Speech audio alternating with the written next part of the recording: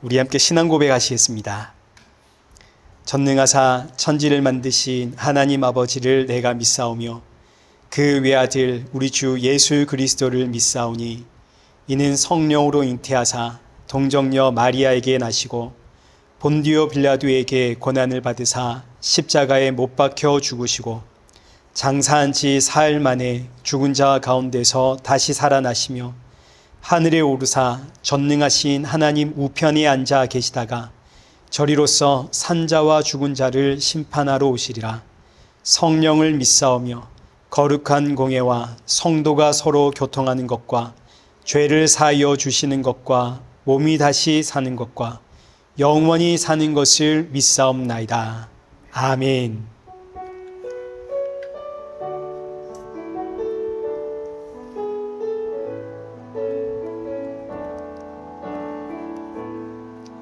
하늘의 문을 여소서 이곳을 주목하소서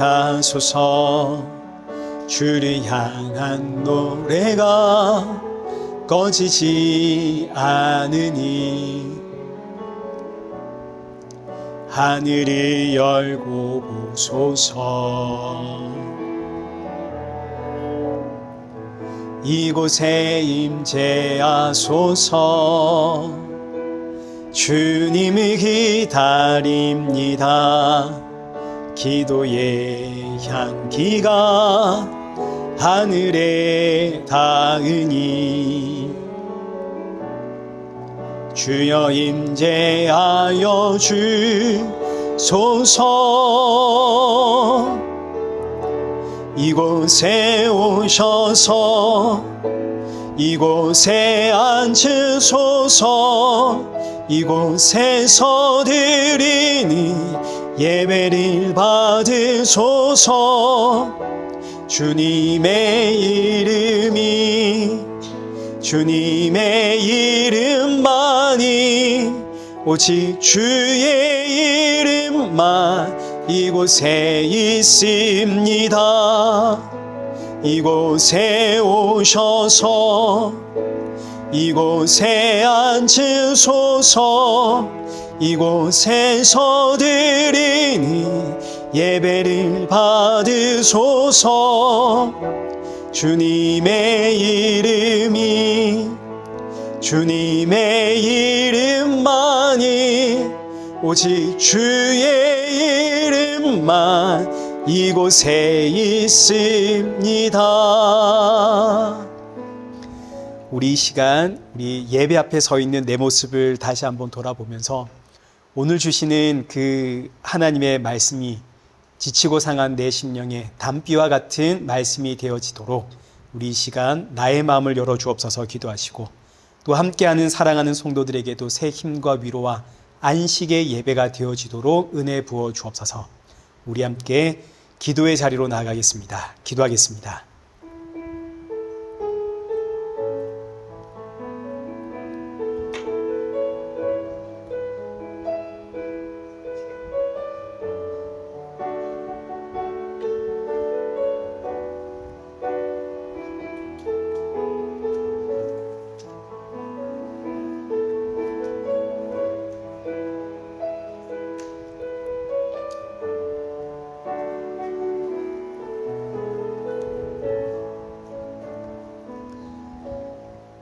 살아계신 하나님 아버지, 오늘 우리를 이 귀한 예배의 자리로 인도하심에 감사를 드립니다.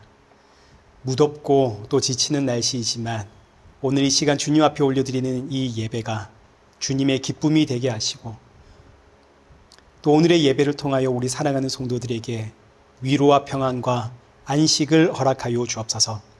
주께서 주시는 말씀 붙잡고 새롭게 시작하는 이 한 주를 버텨내고 살아가는 성도들 되게 하시고 날이 가면 갈수록 날 구원하신 예수 그리스도의 십자가의 은혜와 사랑만이 더욱더 충만해지는 성도들 되게 하여 주옵소서. 예수님의 이름으로 기도드리옵나이다. 아멘. 우리 함께 교독문 제37번을 교독하시겠습니다. 교독문 제37번입니다.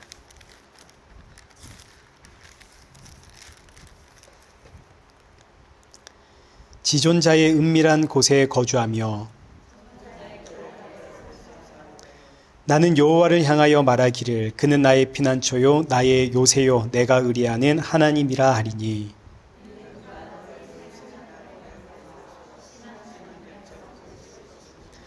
그가 너를 그의 깃으로 덮으시리니 내가 그의 날개 아래에 피하리로다. 1000명이 내 왼쪽에서 10,000명이 내 오른쪽에서 엎드러지나 그가 너를 위하여 그의 천사들을 명령하사 하나님이 이르시되 그가 나를 사랑한즉 내가 그를 건지리라. 그가 내 이름을 안즉 내가 그를 높이리라. 아멘.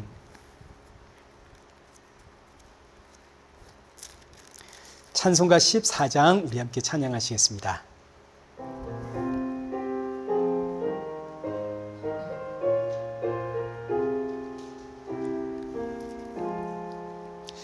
주 우리 하나님 하늘에 계시니 온 천하 만민 주 앞에 찬송하니 이 천지 만물도 주 앞에 엎드려 그 거룩하신 비밀을 높이네. 주 언약하신 것 끝까지 지키니 저 하늘 나라 향하여 곧 가리라. 주 얼굴 배울 때 내 마음이 기쁘고 영원히 주의 영광을 찬양하리. 왕의 왕 되신 주 하늘에 계시니 이 세상 죄악 이기신 구주 예수 저 천군 천사들 주 옹위하고서 무성도 함께 영원히 늘 섬기네. 성삼위일체께 승리한 무리들 다 기쁜 소리 높여서 감사드려. 창조주 하나님 내 주님 되시니 주 앞에 나도 엎드려 경배하네. 아멘. 이 시간에는 우리 함께 성경봉독 하시겠습니다. 우리 성경봉독 고린도전서 15장 23절에서 34절의 말씀입니다. 고린도전서 15장 23절에서 34절 우리 한 절씩 교독하겠습니다. 그러나 각각 자기 차례대로 되리니 먼저는 첫 열매인 그리스도요 다음에는 그가 강림하실 때에 그리스도에게 속한 자요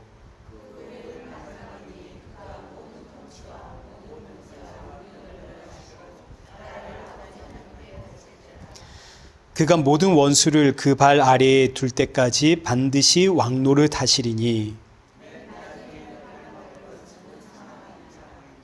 만물을 그의 발 아래에 두셨다 하셨으니 만물을 아래에 둔다 말씀하실 때에 만물을 그의 아래에 두신 이가 그 중에 들지 아니한 것이 분명하도다.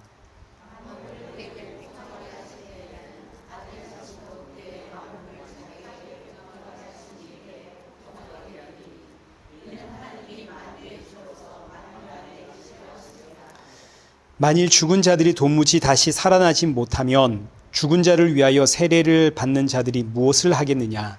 어찌하여 그들을 위하여 세례를 받느냐? 형제들아, 내가 그리스도 예수 우리 주 안에서 가진 바 너희에 대한 나의 자랑을 두고 단언하노니 나는 날마다 죽노라.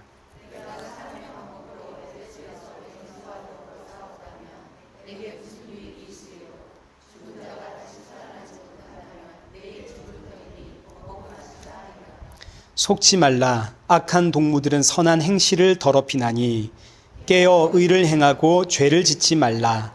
하나님을 알지 못하는 자가 있기로 내가 너희를 부끄럽게 하기 위하여 말하노라. 아멘. 우리 교회 소식 알려드리겠습니다. 먼저 저는 이제 돌아오는 이번 화요일에 원주민 선교를 가게 되는데, 이제 원래라면 다음 주 화요일 날 이제 오게 되지만 차량의 문제로 제가 토요일 날 돌아오게 되었습니다. 그래서 다음 주일에 제가 여기 있습니다. 하지만 설교는 제가 준비를 못하니까요. 헤브론 교회에서 사역하시는 이의정 목사님이라고 하시는 분이 오셔서 이제 말씀은 준거해 주시겠습니다. 특별한 광고는 없고요. 이제 헌금 봉헌하겠습니다. 우리 헌금 봉헌은 한혜주 권사님 부탁을 드리겠습니다.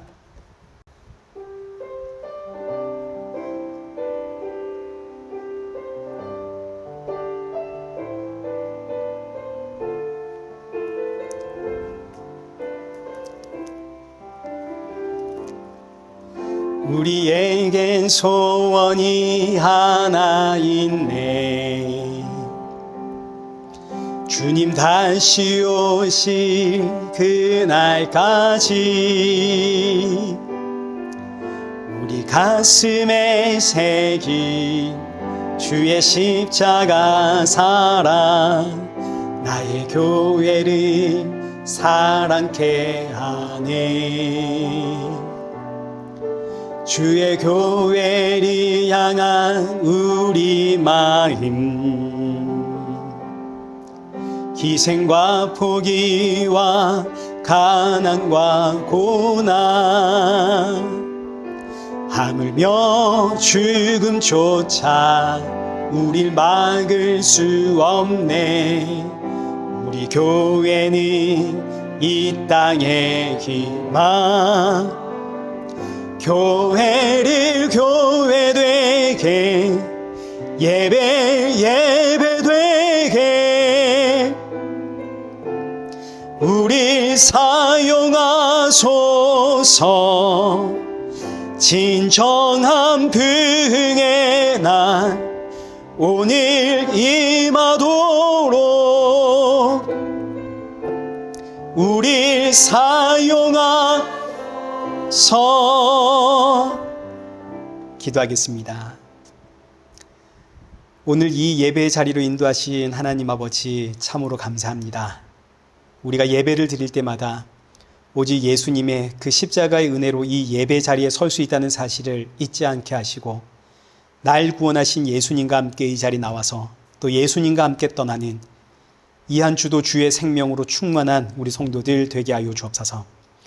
지난 한 주간의 우리의 연약함과 완악함을 용서하여 주옵시고, 새롭게 시작하는 이 한 주 더 많이 감사하고 더 많이 찬양하고 예수님을 더 많이 닮아가는 성도가 되어지도록 우리를 연단하여 주옵소서. 이 세상에 꿈과 소망과 비전을 두고 살아가는 성도가 되지 않게 하시고, 하나님 나라의 소망을 품고 이 땅의 나그네로 살아가는 성도들 되어지도록 우리의 마음과 중심을 붙잡아 주옵소서. 이 시간 사랑하는 성도들 빈손으로 나오지 않고 귀한 예물 들고 나왔습니다.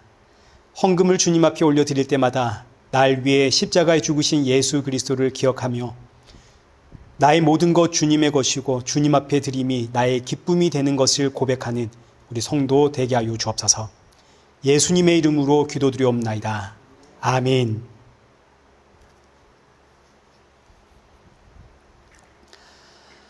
우리 오늘 본문 고린도전서 15장 23절부터 34절의 말씀입니다.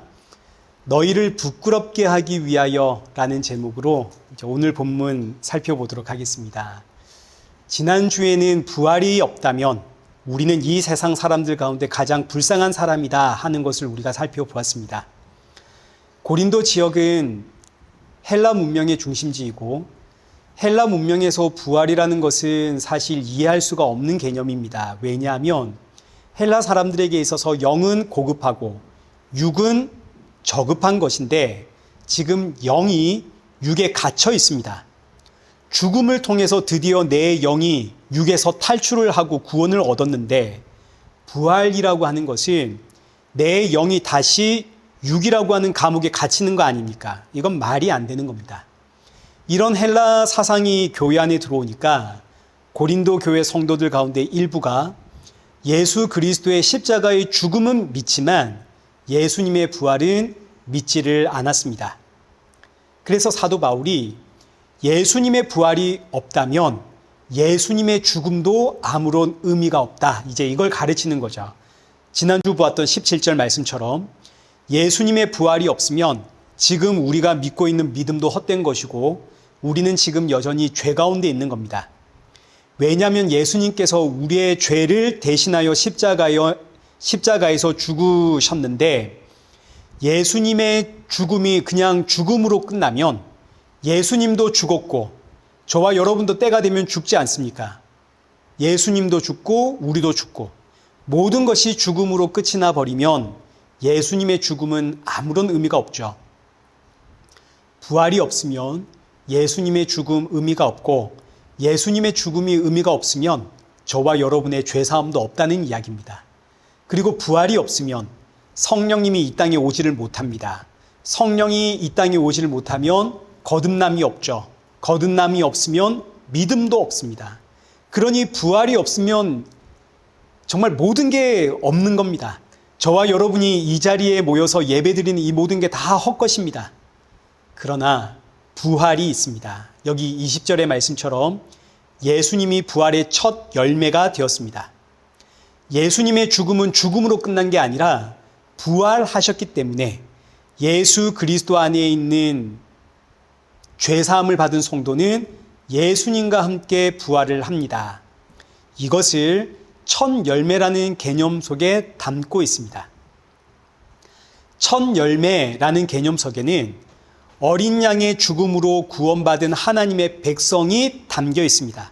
근데 이 어린 양이 죽음으로 끝난 게 아니라 부활을 했습니다. 이제는 부활의 첫 열매가 되었죠. 따라서 어린 양의 죽음으로 첫 열매 안에 담겨 있던 하나님의 백성들은 이 어린 양이 부활함으로 이제는 부활의 첫 열매 안에 담겨 있습니다. 장소와 위치가 바뀐 거죠. 과거에는 어린 양의 죽음으로 어린 양과 함께 죽음이라고 하는 첫 열매 속에 담겨 있었습니다. 그러나 이제 이 어린 양이 부활함으로 이제는 어린 양과 함께 부활이라고 하는 부활의 첫 열매 안에 이제 우리가 옮겨진 겁니다. 로마서 8장 2절에 이걸 이렇게 설명을 했습니다. 이는 그리스도 예수 안에 있는 생명의 성령의 법이 죄와 사망의 법에서 너를 해방하였습니다.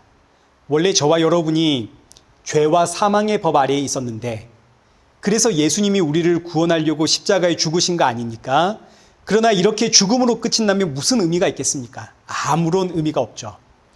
여기서 예수님이 부활하셨기 때문에 예수 그리스도 안에 담겨있는 저와 여러분이 죄와 사망에서 해방되어 생명과 성령의 법으로 옮겨진 겁니다. 마찬가지 골로새서 1장 13절 말씀.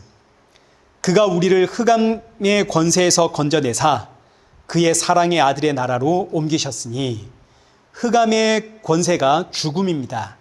죽음에서 우리를 건져내심은 예수 그리스도의 부활이 있기 때문에 가능해진 사건입니다. 예수님의 부활이 없으면 이런 말씀들은 다 성립이 안 됩니다. 예수 그리스도가 부활을 하셨기 때문에 우리를 흑암의 권세에서 건져내어 그의 사랑의 아들의 나라로 옮기셨습니다. 이게 전부 첫 열매라고 하는 개념 속에 담겨 있는 겁니다. 그래서 지난주 결론이 이제 22절에 아담 안에서 모든 사람이 죽은 것 같이 그리스도 안에서 모든 사람이 삶을 얻으리라. 예수 그리스도 안에 있는 모든 성도는 이제 부활을 합니다. 이것은 저와 여러분의 신앙이고 믿음이죠. 자, 그리고 이제 이어지는 오늘의 말씀은 부활의 순서입니다. 부활은 어떤 순서가 있는가? 그리고 부활은 언제 하는 것인가? 우리 23절부터 한번 보겠습니다. 그러나 각각 자기 차례대로 되리니 먼저는 첫 열매인 그리스도요. 예수님은 이미 부활하셨죠. 그리고 그 다음은 그가 강림하실 때 그리스도에게 속한 자입니다. 예수님은 이미 부활을 하셨고 부활하신 예수님이 이 땅에 오시는 그날, 예수님 재림하시는 그날 예수님께 속한 모든 성도가 이제 부활을 하는 겁니다. 성도는 이 땅에서 두 번의 부활을 경험하게 되는데 첫 번째는 영의 부활을 합니다. 그리고 둘째는 육의 부활을 합니다. 영의 부활은 아담과 하와의 선악과 사건 이후로 하나님의 영이 사람을 떠났습니다. 하나님의 영이 떠난 사람은 이제 살았으나 사실은 죽은 자입니다. 영적으로 죽은 자죠. 영적으로. 그러나 부활하신 예수님께서 자기 백성들에게 하나님의 영, 성령을 이제 보내심으로 성령이 임한 성도는 영적으로 죽은 자가 다시 살아나는 부활을 경험하게 되는 겁니다. 이걸 우리가 이제 거듭남이라고 표현을 하죠. 예수 그리스도 안에 있는 성도는 이제 영이 살아난 영적인 의미입니다. 저와 여러분은 성령 안에서 다시 태어난 영적 부활을 경험했기 때문에 이제 이 자리에 나와서 예배를 드립니다. 그리고 이제 때가 되면 부활하신 예수님이 이 땅에 오시는데 그날의 성도는 새로운 몸을 입고 부활을 합니다. 부활은 불교나 인도에서 말하는 윤회사상하고는 다른 겁니다. 윤회사상은 죽은 자가 다시 태어나는 거죠. 완전히 다른 인격의 사람으로 다시 태어나는 겁니다. 그리고 이것이 이제 무한 반복되는 게 윤회사상 아닙니까? 그러나 부활은 말 그대로 부활입니다. 무덤을 열고 나오는 거죠. 그리고 부활한 성도는 죽음이 없는 나라, 예수님이 다스리는 새하늘과 새 땅으로 갑니다. 천국을 가는 거죠. 자, 그리고 나서 이제 이어지는 본문 24절 보겠습니다. 그 후에는 마지막이니 그가 모든 통치와 모든 권세와 능력을 멸하시고 나라를 하나님 아버지께 바칠 때라. 부활의 마지막은 모든 통치와 모든 권세와 모든 능력을 멸하심인데 여기서 모든 통치와 권세와 능력이란 예수님을 믿지 않는 이 땅의 모든 불신자들을 통칭하는 표현입니다. 선악과 사건 이후로 이 땅의 모든 인류는 자기가 하나님이 되었거든요. 자기가 하나님이 되었으니까 자기가 왕입니다.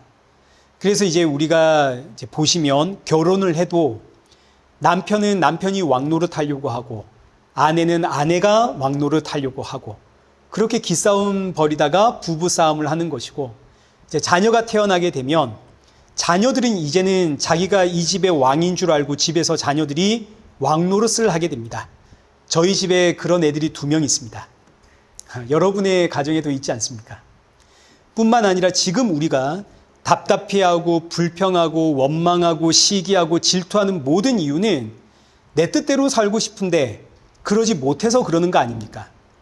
그러니 여기 지금 24절에 기록되어 있는 모든 통치와 모든 권세와 모든 능력이란 예수님을 믿지 않는 이 땅의 모든 인생들, 자기가 하나님이 되었고 자기가 왕이 되어버린 이 땅의 모든 인생들을 통칭하는 표현입니다. 근데 이들도 부활을 한다 이겁니다. 부활은 예수님과 예수님을 믿는 성도들만 하는 것이 아니라 부활의 마지막은 예수님을 믿지 않는 이 땅의 모든 사람들도 포함이 됩니다. 근데 이들은 왜 부활을 하나요? 여기 24절 하반절 보니까 그들을 어떻게 하려고 부활시키는 건가요? 멸하려고요. 이들의 부활은 영원한 지옥 심판을 받기 위한 부활입니다. 이걸 이제 요한계시록으로 가면 둘째 사망이라 그러는 거죠. 둘째 사망. 처음에는 육신이 죽었고 그 다음은 부활하여 심판을 받는 둘째 사망인 겁니다. 그러니까 사람은 이 땅의 모든 사람은 죽는 것으로 끝나는 게 아닙니다. 예수님을 믿든 예수님을 안 믿든 이 땅의 모든 사람은 다 부활을 합니다. 언제? 예수님 다시 오시는 그날에 예수 그리스도 안에 있는 성도는 부활하여 하나님 나라로 가고, 예수 그리스도를 믿지 않는 자들은 그날에 부활하여 예수님이 계시는구나, 예수님이 진짜 하나님이셨구나, 예수님이 너와 나를 창조한 창조주이셨구나, 이 사실을 알게 되는데, 그때는 이미 너무 늦어버렸죠.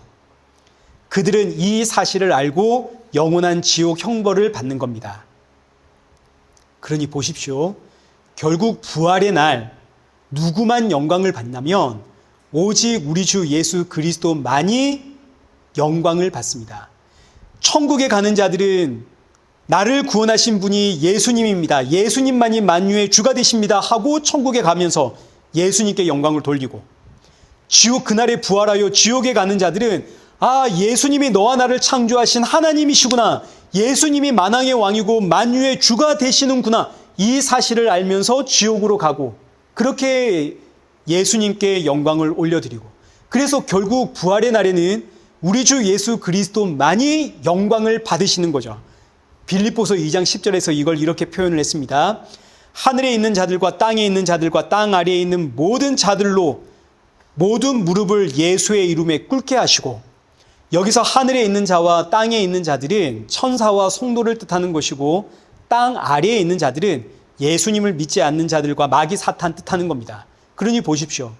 천사든 사탄이든 성도든 불신자든 그날에 되면, 부활의 날입니다, 그날에 되면 모든 이들이 예수님 앞에 꿇어 엎드려 11절 모든 입으로 예수님을 주라 시인하며 하나님 아버지께 영광을 돌리게 되는 겁니다.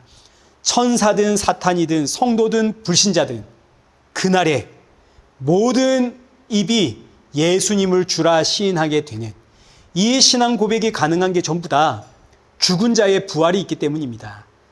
부활은 성도만 하는 게 아니라 믿지 않는 자들도 부활을 합니다. 예수님 안에서 부활한 성도는 하나님의 나라로, 믿지 않는 자들은 부활하여 영광의 주를 보면서 지옥으로 가기 때문에 모든 인생의 결국 마지막은 우리 주 예수 그리스도를 주라 시인하고 찬양하고 고백을 하게 되면서 끝나는 겁니다. 불신자든 성도든 이 땅의 모든 인생의 마지막은 우리 주 예수 그리스도를 찬양하게끔 되어져 있습니다. 자, 이제 계속해서 본문 25절과 26절 보겠습니다. 그가 모든 원수를 그 발 아래에 둘 때까지 반드시 왕노릇 하시리니 맨 나중에 멸망받을 원수는 사망이니라. 자, 지금 우리는 부활의 순서를 보고 있는 중입니다.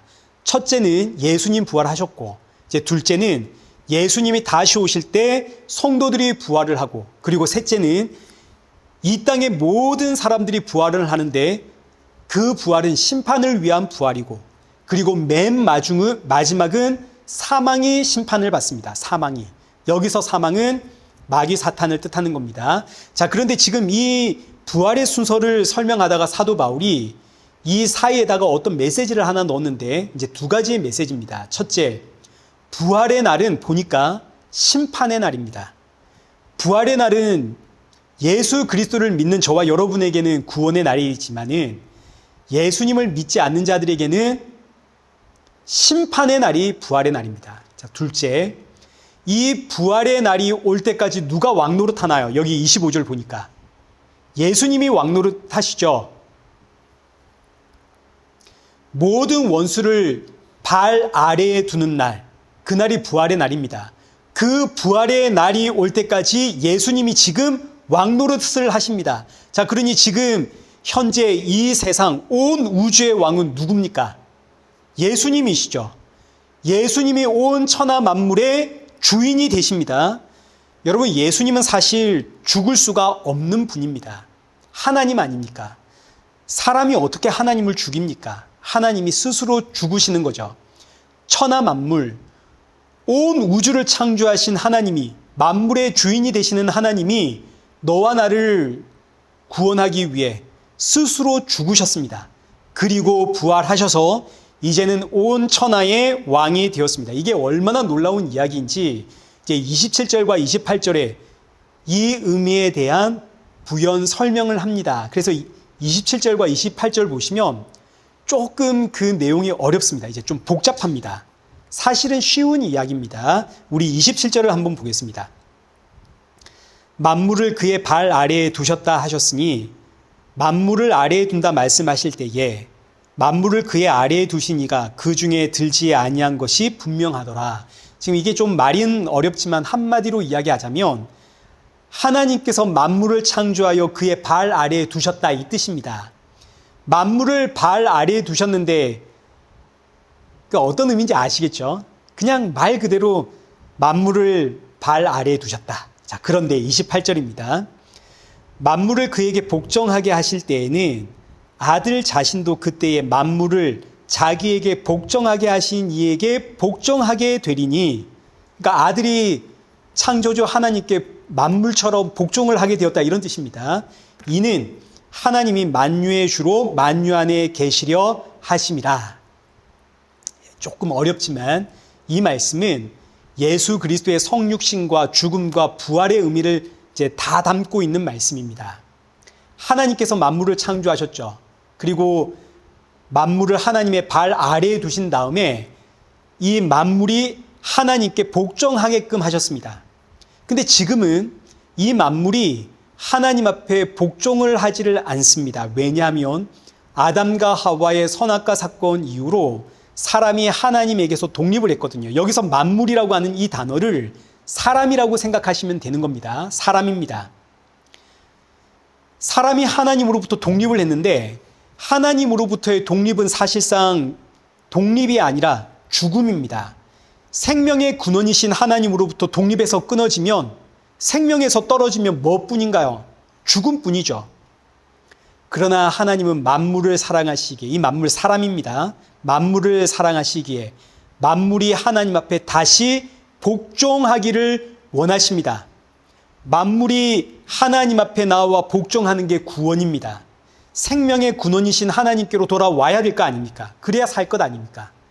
그래서 이제 여기 28절에 기록되었듯이 하나님께서 만물을 그에게 복종시키실 때에 어떻게 했냐면 아들이 하나님께 복종하게 되었습니다. 이게 어떤 의미냐면 여기서 아들은 사실 하나님입니다. 하나님. 하나님께서 만물을 하나님께 복종시키기 위해서 하나님이 하나님의 아들로 이 땅에 오시어 만유 안에 들어가심으로 하나님이 만유의 주가 되시고 동시에 만유 안에 계십니다. 어떤 의미인지 여러분 다 이해가 되시죠? 하나님의 아들로 이 땅에 오신 예수 그리스도의 성육신의 비밀을 설명하는 것이고 동시에 예수님의 죽으심과 부활의 의미를 다 담고 있는 구절입니다. 저와 여러분이 생명의 근원이신 하나님으로부터 떨어져 있기 때문에 하나님이 나를 살리려고 하나님의 아들로 이 땅에 오시어 나 대신 죽으시고 부활하시고 이제는 영으로 내 안에 들어오심으로 하나님은 만유의 주가 되시면서 동시에 만유 안, 내 안에 들어와 계십니다. 자, 그런데 이때 여기 27절의 말씀처럼 만물은 원래 하나님의 발 아래에 있는 겁니다. 여러분, 지금 여러분의 발 아래에 뭐가 있습니까? 제 발 아래에는 양말이 있죠, 양말. 그 다음은 신발이 있습니다. 여러분, 이거 귀한 겁니까? 안 귀한 겁니까? 돈으로 따지면 뭐 비싼 양말도 있고 비싼 신발도 있겠지만 사실 양말과 신발 이런 것들은 더러운 걸 안 밟으려고 내가 하는 거 아닙니까? 여러분, 지금 양말을 신은 채로 똥을 한번 밟았다 하십시다. 아주 그냥 세게 밟았습니다. 그럼 이제 그 양말 어떻게 빨아 쓰실 겁니까? 아니면 버릴 겁니까? 그 버리고 말지 뭐하러 또 하나 뭐 그 빨아가지고 신겠습니까?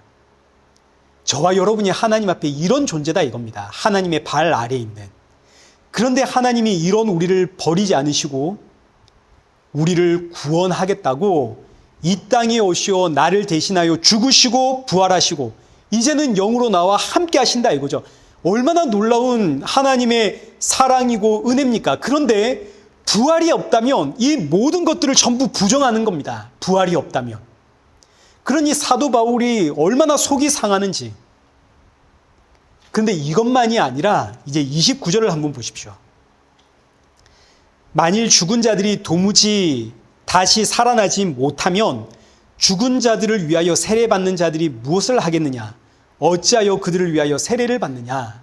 자, 이게 참 기가 막힌 이야기입니다. 부활이 없다고 주장하는 고린도 교회, 이 고린도 교회 때문에 사도 바울이 너무너무 속이 상하는 겁니다. 부활이 없다면 하나님의 그 놀라운 은혜와 자비와 사랑과 긍휼이 전부 헛것이고 거짓 아닙니까? 이것만으로도 속이 상하는데 고린도 교회를 보니까 죽은 자를 위해 세례받는 자들이 있습니다. 너무너무 어처구니가 없는 거죠. 죽은 자를 위해 받는 세례라는 것은 성경에 없는 겁니다. 이건 이 당시 고린도 교회 안에 들어온 이방 종교의 문화입니다. 마치 중세 시대에 교회가 면죄부를 팔지 않습니까? 면죄부를 돈 주고 사면 죽은 내 조상들도 구원을 받아 천국에 간다는 이와 똑같은 이야기가 이미 이 당시 고린도 교회 안에도 있었다 이겁니다. 사도 바울이 지금 그들의 영적인 무지함을 지적하면서 동시에 부활이 없다면서 너희는 왜 죽은 자를 위해 세례를 받느냐? 이거 지적을 하는 거죠. 고린도 교회의 어리석음을 이 문장 하나에 다 집어넣어가지고 이걸 전부 다 함께 지적하는 표현입니다. 자, 그리고 나서 이제 이어지는 내용은 지난주와 같습니다. 너희들의 말처럼 부활이 없다면, 이제 30절. 어찌하여 우리가 위험을 무릅쓰리요? 부활이 없다면 우리가 지금 왜 이렇게 사느냐 이거죠. 지금 이 당시는 글라우디오 황제가 물러가고 네로가 막 로마의 황제가 되던 시기입니다. 이제 과도기적 시기입니다. 글라우디오 황제는 이 로마에서 그리스도인들, 예수님을 믿는 성도들은 전부 내쫓으면서 핍박했던 황제입니다. 그때 쫓겨났던 그리스도인들은 삶의 모든 터전을 그냥 그대로 두고 무일푼으로 로마에서 쫓겨났습니다. 그리고 네로 황제는 성도들을 아주 본격적으로 핍박했던 황제입니다. 이런 시기에 부활이 없다면 우리가 왜 이런 박해를 무릅쓰고 예수님을 믿는다 하겠습니까? 그냥 예수님 안 믿는다 하면 되죠. 내 재산과 내 생명 지켜야 될 거 아닙니까? 부활이 없다면 이렇게 쫓겨나고 핍박받는 게 너무 어리석고 바보 같은 일 아닙니까? 여기 32절도 보십시오. 내가 사람의 방법으로 에베소에서 맹수와 더불어 싸웠다면 내게 무슨 유익이 있으리요? 죽은 자가 다시 살아나지 못한다면 내일 죽을 터이니 먹고 마시자 하리라. 사도 바울이 지금 고린도 전서를 쓸 때 사도 바울이 에베소에 있었습니다. 에베소에는 거대한 원형 극장에서 노예들이 맹수와 더불어 싸웠습니다. 그걸 빗대어서 사도 바울이 성도를 핍박하는 이 세상을 맹수로 빗대어서 부활이 없다면 나를 괴롭히는 세상 사람들과 더불어 맞서 싸워야 할 것 아니냐. 부활이 없다면 우리가 그냥 먹고 마시고 즐기며 살아야 할 것 아니냐. 그러나 부활이 있기 때문에 우리의 목적은, 이 땅을 살아가는 우리의 목적은 먹고 마시는 것에 있는 것이 아니라 이 세상 사람들에게 부활의 예수님을 증거하기 위함이고, 이를 위해서 세상이 우리를 박해하고 핍박해도 세상의 방법으로 저들과 싸우지 않고 오히려 저들을 위해 기도하고 저들을 섬기고 저들을 위해 양보하고 오래 참고. 여러분 다 그렇게 살고 계시죠? 예수님 증거하려고. 압니다. 우리 그렇게 못 살죠. 저도 참아라, 용서해라, 섬겨라, 이해라, 그렇게는 못 삽니다. 근데 사도 바울이 부활을 이야기를 하다가 이런 이야기를 꺼내는 이유가 뭐냐면 내가 너희를 부끄럽게 하기 위함이다. 이거 이야기하는 겁니다. 내가 너희를 부끄럽게 하려고. 다른 말로 하자면 정신 차려라 이거죠. 정신 차려라. 이제 우리가 고린도 후서를 이제 살펴보게 될 겁니다. 고린도 후서에서 사도 바울이 왜 성도가 이 땅에서 괴로움을 당하고 고난과 핍박과 어려움을 당하는지 그 이유를 설명하는데, 고린도 후서 1장 5절과 6절을 한번 보십시오. 그리스도의 고난이 우리에게 넘친 것 같이 우리가 환난 당하는 것도 너희가 위로와 구원을 받게 하려는 것이요. 이게 무슨 이야기냐면 예수님의 고난, 그 십자가의 고난, 십자가의 죽음으로 저와 여러분이 구원을 받았습니다. 근데 구원받고 이제 끝난 것이 아니라 예수님은 이제 예수님께서 구원하고자 하는 그 누군가에게 구원받은 저와 여러분을 이제 보내십니다. 이제는 예수님이 가는 게 아니라 저와 여러분이 그들에게 가는 거죠.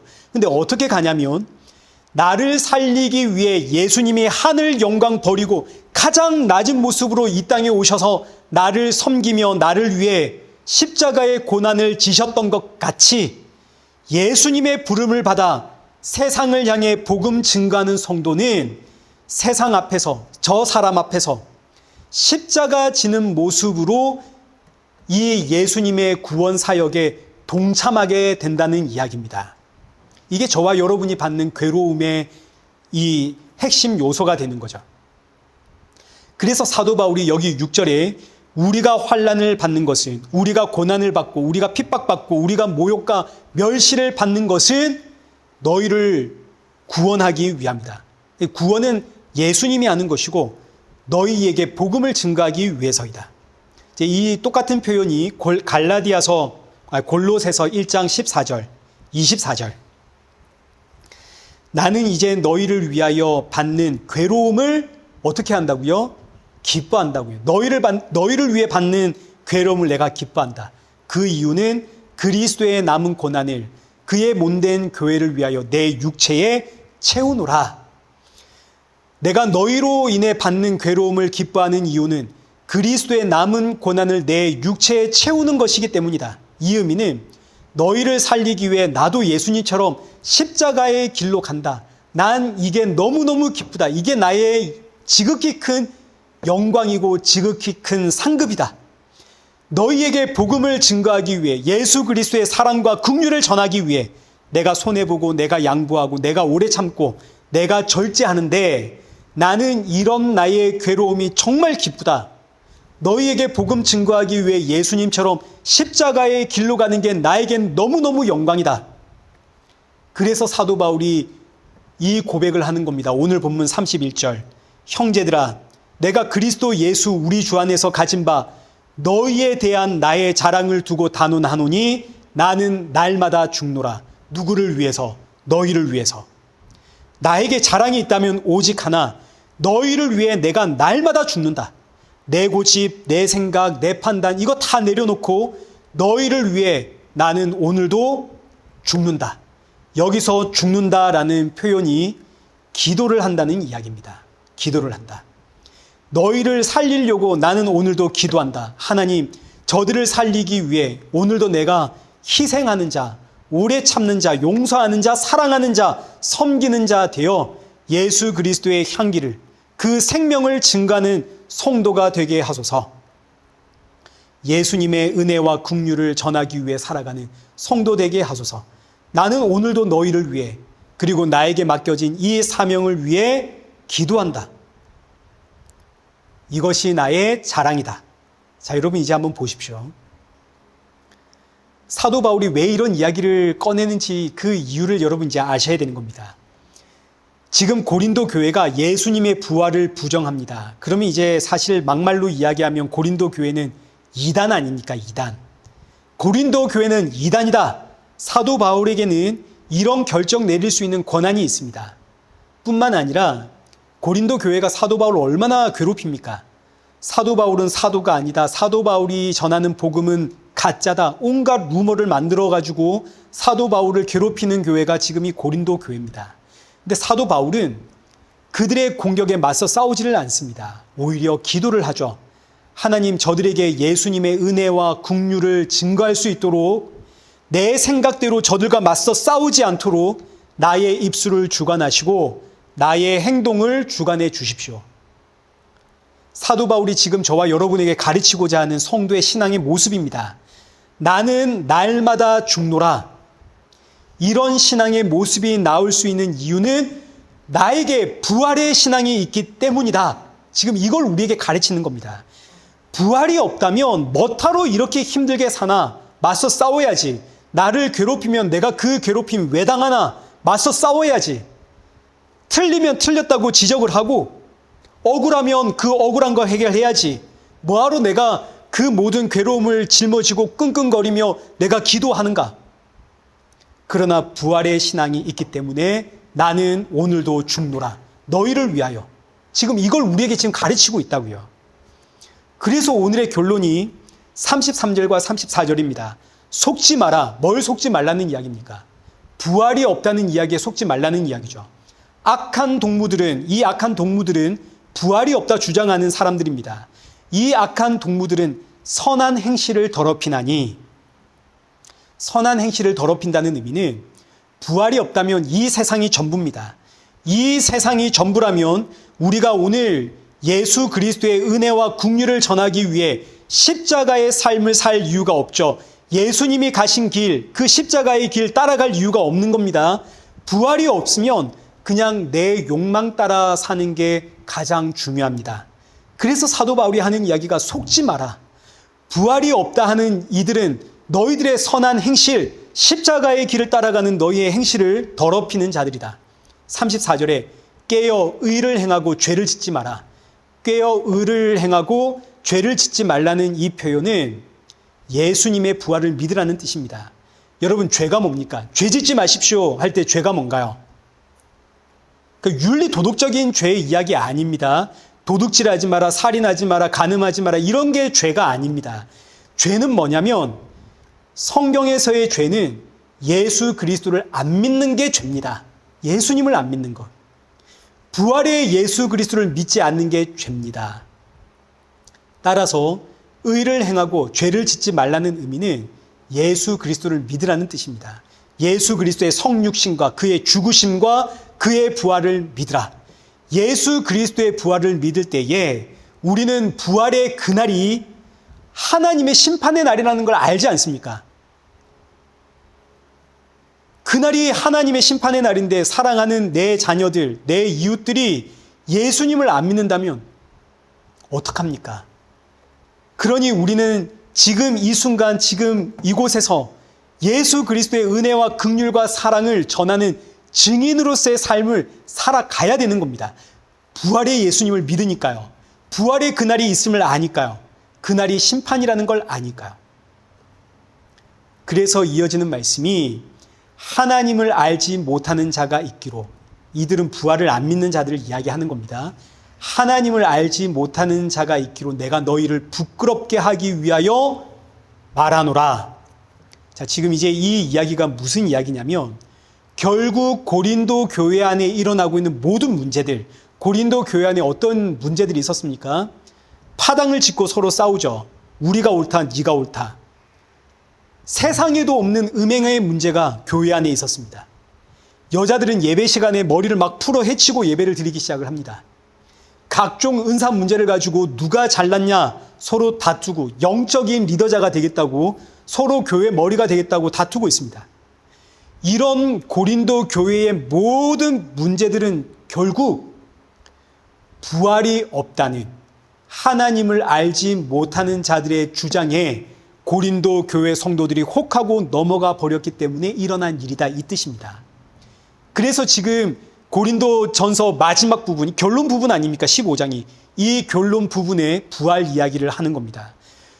결국 부활이 없다고 주장하는 자들의 꾀임에 넘어가 너희들 안에 이런저런 문제가 생긴 것이다. 그러니 너희는 부끄러운 줄을 알아라.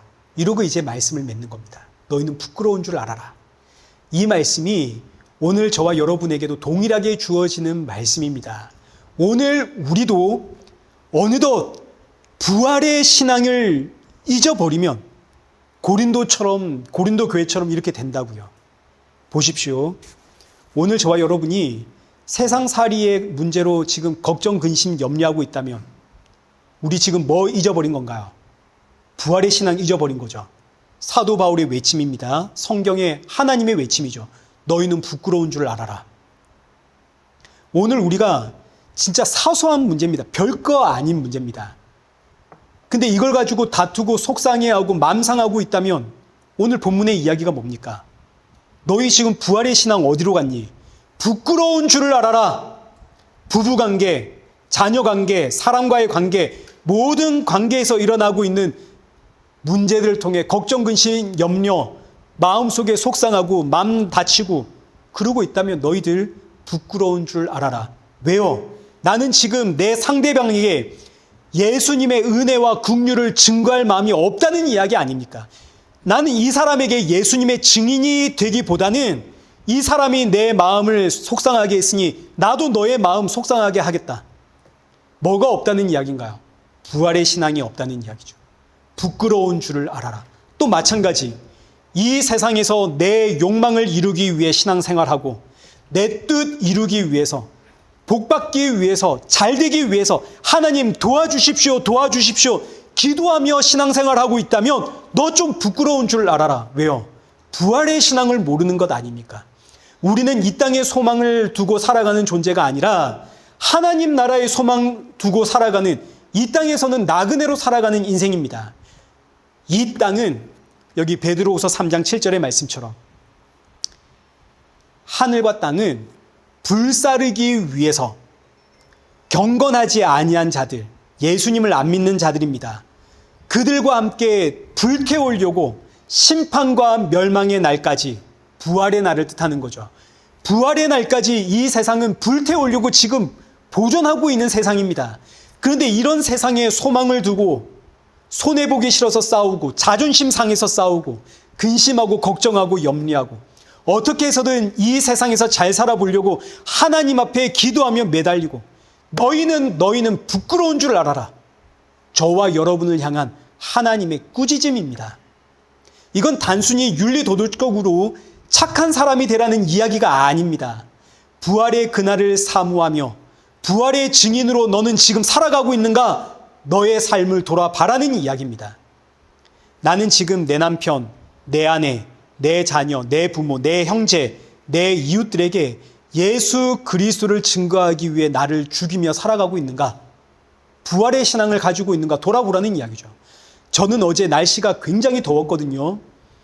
너무너무 더워서 괜히 제 가족들에게 짜증을 좀 냈습니다. 이유 없이. 그렇게 짜증을 좀 내고 이제 제 설교하는 자리로 돌아와서 오늘 본문의 말씀을 준비하면서 보니까요, 세상에 저에게는 사랑하는 가족들을 위해서 나를 죽일 수 있는 그런 실력이 없더라고요. 말 한마디에 더우니까 그냥 짜증이 나고 얼마나 부끄러운지. 그래서 기도해야 되는 겁니다. 그리고 훈련해야 되고 노력해야 됩니다. 이것이 예수 그리스도를 믿는 나는 날마다 죽노라의 부활신앙입니다. 부활신앙은 다른 게 아닙니다. 기도하는 겁니다. 그리고 훈련하고 노력하는 겁니다. 예수님 가신 길 우리 따라가야죠. 이게 제자도 아닙니까? 제자도. 오늘의 말씀이 나의 모습을 한번 돌아보게 하는 회개의 말씀이 되어서 예수님의 생명, 그 긍휼, 은혜와 사랑 증거하기 위해 나는 날마다 죽노라. 이를 위해 기도하고 훈련하고 노력하는 부활신앙으로 살아가는 저와 여러분 되시기를 축원합니다. 우리 이 시간 기도하실 때 저와 여러분은 예수님 닮아가는 성도입니다. 예수님 닮아가는 것은 다른 것 아닙니다. 나를 살리기 위해 하늘 영광 버리고 십자가의 고난 당하신 예수님처럼 이제는 내가 복음의 증인으로 예수님 증거하기 위해 나를 죽이며 사는 겁니다. 그런데 이 일이 내 힘으로 안 됩니다. 우리에게는 누군가를 위해 희생하고 절제하고 섬기고 나를 죽일 만큼의 실력이 없습니다. 그래서 성령의 충만함을 구합니다. 우리 이 시간 기도하실 때 하나님 저에게 성령의 충만함 주셔서 하루하루 날이 갈수록 더욱 예수님 증거하기 위해 나를 죽여가는 그런 성도 되게 해 주십시오. 나의 인격과 성품과 언행이 예수님 닮아가게 해 주십시오. 부활의 그날 사모하며 이 땅의 나그네로 살아가는 성도 되게 해 주십시오. 그리고 이 모든 일들 앞에 실패하고 좌절할 때마다 날 구원하신 십자가의 예수님께로 나아가는 성도가 되게 해 주십시오. 우리 이 시간 함께 기도의 자리로 나아가겠습니다. 기도하겠습니다. 살아계신 하나님 아버지, 우리를 불러 예수님의 증인 되게 하심이 참으로 영광스러운 일입니다. 하나님 앞에 하나님의 일에 나를 동참시켜 주심이 너무너무 복된 일입니다. 그러나 동시에 예수님의 증인으로 살아가는 것이 우리에게는 너무너무 무거운 짐입니다. 십자가의 길, 내 힘과 내 실력으로 감당할 수가 없습니다. 도무지 나를 죽일 수가 없습니다. 그러하오니 이 시간 기도하는 우리 모든 성도들에게 성령의 충만함 부어 주옵소서. 내 힘으로 안 될 때마다 십자가에 죽으시고 부활하신 예수 그리스도 바라보게 하시고, 또 그 예수님 바라볼 때마다 부활의 그날이 있음을 알게 또 힘을 내어 믿지 않는 자들에게 생명의 주가 되시는 예수 그리스도를 힘차게 증거하는 우리 성도들 되게 하여 주옵소서. 예수님의 이름으로 기도드리옵나이다. 아멘. 이제는 우리 주 예수 그리스도의 은혜와 성부 하나님의 크신 사랑과 성령 하나님의 위로교통 충만하심이 부활의 그날 사모하며 주님 만날 그날까지 복음의 증인으로 예수님 가신 길을 기쁨으로 따라가는 우리 일회교회와 성도들과 온 세계 교회 머리머리 위에 이제로부터 영원토록 함께 있을지어다. 아멘.